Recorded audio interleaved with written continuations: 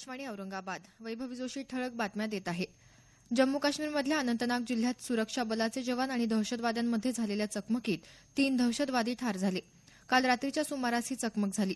2 दहशतवादी भारतीय तर एक पाकिस्तानी असल्याचं लष्कराच्या संरक्षण प्रवक्त्यांनी सांगितलं. धुळे शहरातला कुख्यात गुंड गुड्ड्या याचा आज सकाळी गोळ्या झाडून खून करण्यात आल्याची घटना घडली आहे. टोळी युद्धातून त्याचा खून झाल्याची शक्यता वर्तवण्यात आली आहे. त्याच्यावर गंभीर स्वरूपाचे गुन्हे दाखल होते.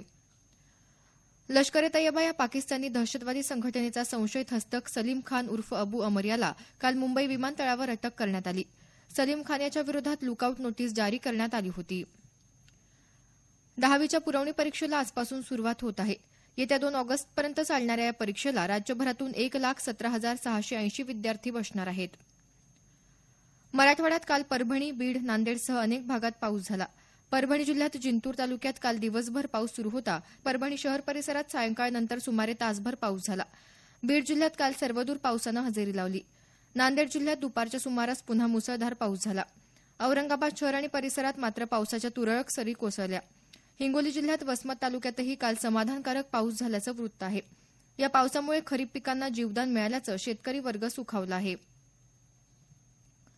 औरंगाबाद इथल्या दौलताबाद पोलीस ठाण्यात कार्यरत पोलीस कर्मचारी हरिभाऊ ढाकणे याला काल 1,000 रुपये लाच घेताना रंगेहात अटक करण्यात आली.